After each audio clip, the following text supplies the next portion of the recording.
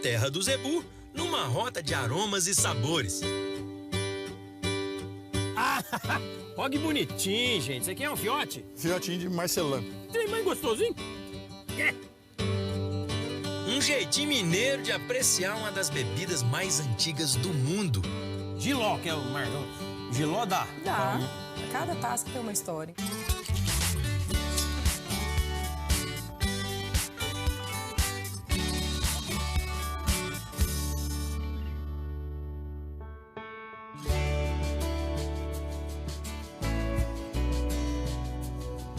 No coração da terra do zebu, eu te convido para um passeio histórico e degustativo. Vem comigo para os vinhedos de Uberaba.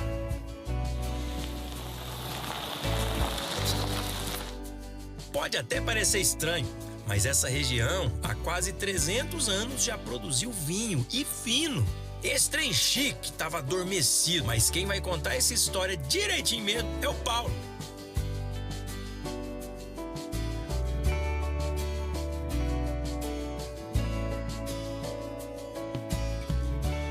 Paulo, bom, primeiro que é um negócio puramente familiar mesmo, né? Sim. Vocês são quantos irmãos? 5 irmãos. 5 irmãos, todo mundo envolvido de alguma forma. Todo mundo, numa parte da fazenda. Como é que começou? A ideia veio de quem, de onde? Vocês têm tradição já na família? Veio da Itália, da França, como é que é? Não, além de ser italiano, nós gostávamos de beber vinho. A pandemia fez a gente pensar em novos caminhos. Então é fruto da pandemia isso aqui? Fruto da pandemia e do programa Globo Rural, que nós vimos uma matéria no domingo. E instigou vocês? Chegou, na segunda-feira nós ligamos na Embrapa, na Epamig. Ah, não. Contratamos um consultor, veio aqui e decidimos implantar logo no mesmo ano. Rapaz do céu, olha que coisa interessante. Um ano de transformações, pois até 2020 as terras eram utilizadas apenas para a pecuária. A pandemia mudou tudo. Mudou tudo. Meu irmão teve que vir embora de São Paulo para se refugiar aqui. A pandemia juntou a família de Juntou a novo. família aqui, ficamos aqui praticamente 2 anos inteiros. E surgiu isso aqui. Surgiu Mas isso que aqui. maravilha. Qual que é o espaço aqui de cultivo? Aqui nós estamos, são 15 hectares e distribuído em 14 variedades de uva. 14 variedades de uva? É, 14. Então, olha só, vai me corrigindo. A gente já rodou Minas Gerais, a gente sabe que isso é muito bom, né? Falo com muito orgulho. O vinho mineiro, ele vem vindo com muita força, né? Sim. Tá tendo cada vez mais produtores. Mas os lugares que eu já conheci, eu nunca vi um lugar que produz tanto tipo de uva igual vocês aqui, não? Sim. Aqui nós precisávamos testar o terroir e testar novas variedades também, para saber qual que se adaptava melhor aqui no nosso solo. A palavra terroir vem do francês e significa terra ou solo nativo. Mas afinal, o que é o terroir de um vinho? O terroir do vinho é a combinação do clima, do solo, a inclinação geográfica, os fatores históricos e culturais da região. Gente, bonito. Pode coisa, você me Pode, deu pode esse negócio cortar. aqui? Pera aí, olha aqui. Esse é resto da safra. Pode pegar bem no talim? Pode. Ah, olha que bonitinho, gente. Isso aqui é um fiote? Fiotinho de Marcelã. Marcelã, essa... Pode experimentar. Não é mesmo? Pode.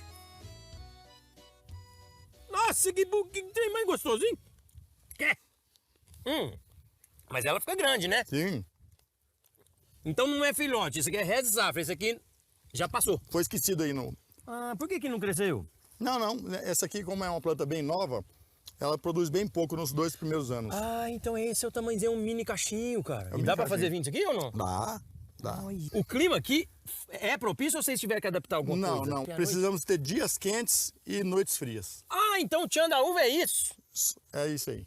Ah, então teve isso aí. No Triângulo Mineiro é difícil achar isso mesmo. Porque tem época aqui no Triângulo que é só calor. Mas aí no calor nós não estamos com a videira produzindo. Então tem todo... O segredo da videira no Sudeste, para fazer um vinho de qualidade, é a dupla poda. É uma poda agora na época da chuva e uma para produção em janeiro. Que vamos colher a uva bem na época que nós mais precisamos de clima seco e frio. Mas então, safra mesmo, colheita é uma vez no ano. Uma vez no mas ano. poda 2 vezes. Poda 2 vezes. Que interessante. Gente, para falar dessa técnica é preciso voltar alguns séculos, em 1820. É nesse período que Padre Zeferino muda-se para Uberaba, inicia o cultivo de videiras e produz vinho. Na primeira colheita, Zeferino nota que as uvas coletadas no verão eram prejudicadas pela chuva, calor e insetos que atacavam a lavoura. E é aí que surge a poda dupla, para driblar esses perrengues. O religioso, então, poda as videiras 2 vezes ao ano. Com isso, ele altera a colheita para o inverno e ainda melhora a qualidade das uvas e do vinho. Pronto, dali nasceu o primeiro vinho de inverno da região. Agricultores que adotaram essa técnica chegaram a produzir cerca de 40 mil litros de vinho por ano. Mas, no final dos idos de 1880, todas as lavouras foram aniquiladas por uma praga até então desconhecida.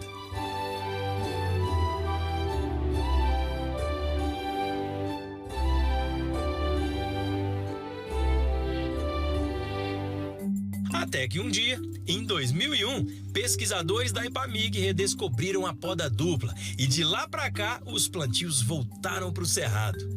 Hoje já podemos encontrar vinhedos espalhados em 8 das 12 mesorregiões de Minas. Ah, isso é bom demais, até eu quero aprender, ué. Ensina alguma coisa só para eu saber como é que é. Ó, nesse momento aqui agora, da planta, nós vamos deixar a base mais um. Vamos pegar aqui, tem uma... Vi. Tem uma base e mais um. A gente vem... mais um. Mais um de onde nó. saiu um galinho ali. É. Ó, base, aqui, é esse Mais um que eu corto, que eu corta conto, aqui. né? É, corta aí. Qualquer lugar aqui. Aí, pode ser aí. E puxa. Aí daqui Ixi, pode puxar com força? Pode puxar com força. E daqui vai nascer outro galho e outro cacho de uva. Se arrancar pra baixo do um, matou ela. Mata. E se der mais 2, se errar o golpe de vista aqui, der 2? Não tem problema, depois nós consertamos. Esse é o de menos. Aqui, é isso aqui, tá certo? Sim, aí. Gente, ai, tô fraco. Pode puxar com força. Ai. Olha o tamanho desse, que dó. Aí você tem que jogar na linha aqui pra depois a máquina triturar e incorporar o solo. E não dá dó não de ser grande assim, tem nada a ver? Não dá. Não pode deixar, né? Não pode deixar. Dos 700 hectares, 15 foram destinados às videiras. Em cada hectare há 4.000 plantas que vão virar 3.000 garrafas de vinho. E a partir do ano que vem, os nossos vinhos vão ser produzidos aqui na fazenda. Por quê? Enquanto não temos grande produção de uva, no primeiro e segundo ano, nós fazemos na Epamig, lá em Caldas. A vinícola experimental da Epamig, em Caldas, funciona como uma espécie de sistema de incubação de vinhos. Lá, os enólogos recebem as uvas dos produtores e, juntamente com eles, desenvolvem bebidas com características específicas. Será que elas vão ficar no jeito mesmo? Eles falam que a videira, o difícil é os 100 primeiros anos. Depois fica tranquilo. Homem, credo, os 100 primeiros anos. Então vai ser pros bisnetos cuidar. Sim, aí sim, vai estar sim, bom, então. sim. Os bisnetos, ó, bisneto dele vai estar, ó, na mão de vocês, ó. Que legal, então o negócio é, ó, Sempre. bem de longevidade Bem, mesmo. a longo prazo. Como já dizia o bom e velho ditado, só o tempo cura o queijo. E para toda cultura há um tempo de espera.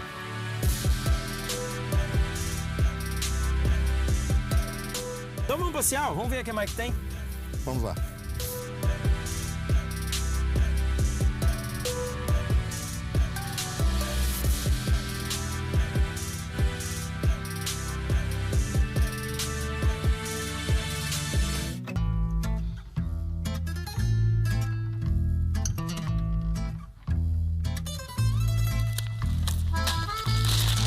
No bloco anterior, eu conversei com o Paulo, responsável pelos vinhedos. Vimos que a pandemia uniu a família ainda mais. Os maregas, que já gostavam de apreciar um bom vinho, começaram a produzir sua própria bebida. 5 filhos e cada um exercendo uma função estratégica dentro da empresa. Agora eu vou conversar com a Cristiane Marega, a sommelier da família, que além da história, vai ajudar nós a não fazer feio no restaurante.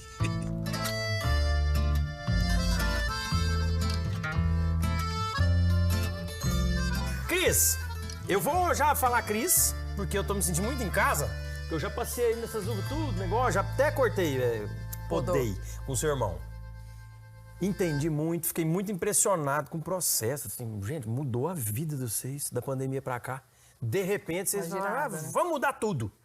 Mudou tudo, né? Mudou tudo, adicionou, né? na verdade, né? Nossas Porque não atividades parou a lá, pecuária, né? É verdade, hein? Agregou mais serviço. A pandemia de Covid-19 expandiu o consumo de vinho no mundo. O Brasil passou a ser o 14º maior produtor mundial de vinho. O número de apreciadores da bebida chegou a 50 milhões de pessoas. Muitas delas estão interessadas, inclusive, na experiência com o vinho. E para isso, existe um profissional, o enoturista, outra atividade exercida pela Cristiane. Não é só vir e ver uma paisagem bonita e beber um vinho. A gente faz uma experiência. Então, assim, ali a gente conversa muito sobre a técnica, sobre o que cada vinho traz para a pessoa. E vinho é memória, né? Então, a partir do momento que você vai degustando ele, você vai lembrando. Você tem lembranças de aromas, de sabores que você detecta aqui dentro. Quem não bebe vinho, a gente faz a degustação de suco de uva 100% uva. Isso. Integral, né? A gente faz de suco branco e 2 tintos. Eu já teve várias pessoas que vieram aqui fazer a experiência que não consomem álcool. Mas Gostam assim, de degustaram conhecer, só para ter a noção não, do... sentir os aromas. Ah, pelo aroma, eu tenho como ter a experiência Tem. Ah, você me ensina aí? Faz Sim, comigo? a gente tem aquela mania boba de pegar o vinho e já agitar ele na hora, né? Rodar, né? Rodar o vinho. Então, na verdade, a gente não faz. Ah, não! Não. O vinho, ele vai te entregar já aroma. Assim, no momento que ele vai na taça. Então, você vai sentir o aroma dele. Você chega ele bem assim, beirando na... Beirando é ótimo. Pra entrar um pouquinho no nariz. Isso. Inalar ele? Colocar o nariz aí. Não, peraí, mas vai entrar vinho lá dentro? Não, só. Gostei dela. Não, sou. Gostei, é mineiro mesmo. Não, sou. Você vai chegar até aqui, mas só pra ele vir até na taça. Justamente pra ele tá. abrir o aroma. Isso, agora vai. Ó. Nossa. Ó, esse vinho, ele tem vários aromas aqui. Ele tem aroma de frutas já, de ervas, não é? Nossa, até desentupiu meu nariz. Vamos lá. Então, e agora a gente agita o vinho. Tá. Então, em algum Aí momento ele vai agita. abrir. Isso, agora ele abre, você vai ver que ele vai mudar o aroma. Muda o cheiro. Então aqui, ó, ele tem notas de maracujá, pêssego. Pêssego eu consegui. Pêssego. Maracujá eu não achei, não. Ervas, tipo tomilho. Ah, boa! Essas folhas aí eu acho tudo. É. Eu acho essas folhas aí, esses trem. A experiência com o vinho está ligada diretamente à memória sensorial que tivemos com aromas e sabores.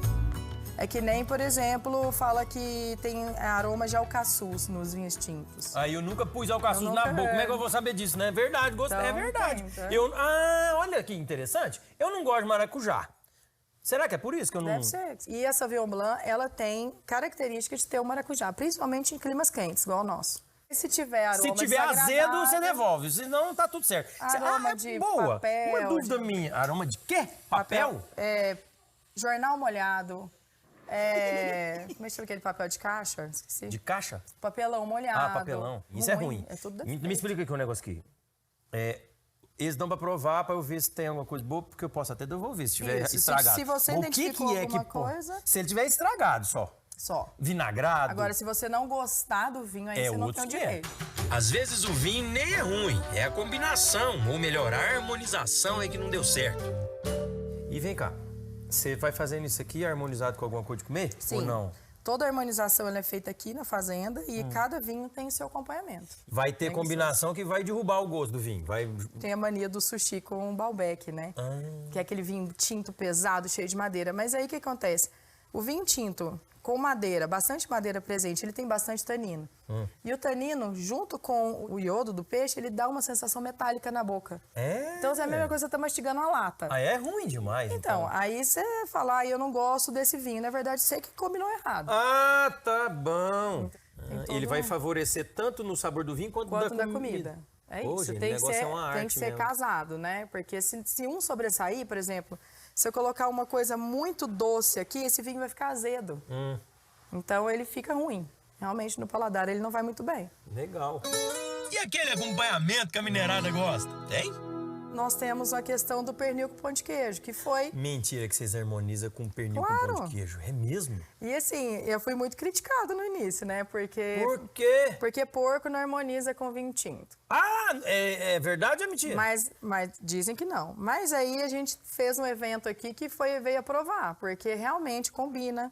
É um pernil diferente que a minha mãe faz, é uma coisa familiar. Como? Nada mais porque aqui é familiar, né? Sim. É uma empresa familiar. Então é uma coisa que a gente come aqui. E é uma memória nossa, né? A gente come isso desde pequeno. Então, qual a frequência que ela tem feito e vocês têm feito hoje, assim, ó? A gente faz, como ele passa 24 horas em forno a lenha, baixinho, e aí a gente harmoniza com um pão de queijo. Mas tem todo mais dia? mineira. Faz isso todo dia? Toda sexta a gente coloca já no forno, e é um forno lá de casa. Então isso envolve toda a atividade da família, né? Errei o dia, erramos o dia de vir aqui. É justamente com o tinto que vocês trouxeram o supra-sumo da nossa mineiridade, nosso pão de queijo. Que é junto com a uva que mais dá em Minas. Em Minas. Que é a Syrah. E se é de Minas, tem culinária no meio. As harmonizações com os jantares que eu faço, normalmente não, sempre teve somente comida mineira típica. Então é uma polenta com ragu de carne, é o pernil com feijão tropeiro. A gente tem que aprender a tomar com o que a gente tem. Então você quer dizer que tudo de comer dá pra harmonizar com alguma coisa? Ou Dá, tem alguma tudo. comida que você fala assim, ó, essa não tem jeito, desiste. Ah, não dá. eu não, pra mim tudo tá certo. Quiabo, Assim, eu acho que tudo vai... Não, quiabo não, é giló, que é o margão. Giló dá. Dá. Então, É só você procurar o vinho, que vai ficar muito pareado com ele, porque senão ele sobressai muito. Eles têm que ser iguais.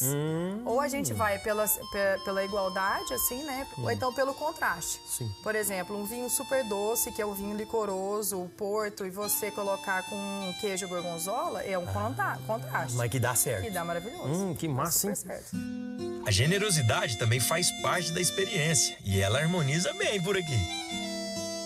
Ou seja, até então você estava harmonizando aqui, fazendo a experiência com outros vinhos. Não com os de vocês. Não, a gente não harmoniza hoje com os nossos.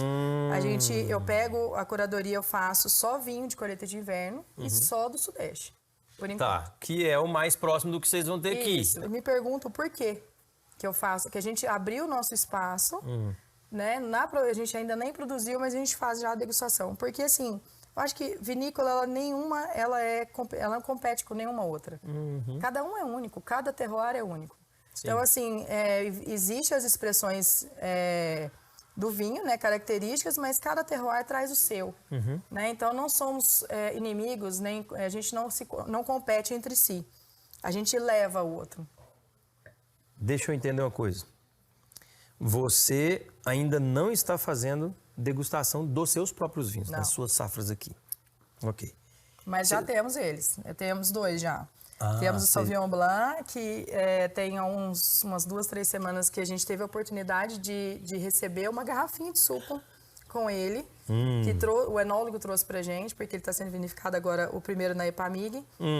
E assim, era 200 ml que nós dividimos para 20 pessoas, 18 pessoas. 10 ml, pra não? cada um, mas assim, a gente sentou todos à mesa e assim, é de arrepiar. Então eu falei, ó, pra mim eu achei o aroma muito bom, diferente, mas eu vou esperar a crítica dos outros, né? Assim, a princípio, pra ser o primeiro ano, todos os percalços que a gente percorreu aí nesse ano, deu super bem. Né? Tá bem então satisfeito. Imagina a hora que chegar ela ali, numa idade boa para produzir, vai ser belíssimos vinhos, né? Ai, gente, que bom. E não é que ouvindo tudo isso, a viticultura, o enoturismo pode ser muito mais simples do que a gente imagina? O que isso tem de tão especial a ponto de vocês fazerem sem nem ter ouvido vocês ainda?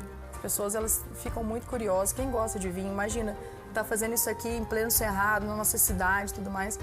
Então, há muita procura. Então, a gente resolveu abrir o Wine Bar justamente para poder fazer essas degustações e já ir popularizando, né, o vinho, que vinho mineiro é excelente. Sim. E também levar o vinho, né, levar o nome do vinho do Sudeste aí para o mundo. Nós já estamos chegando no final do programa e eu fico me perguntando o que uma família unida que trabalha junto é capaz de fazer.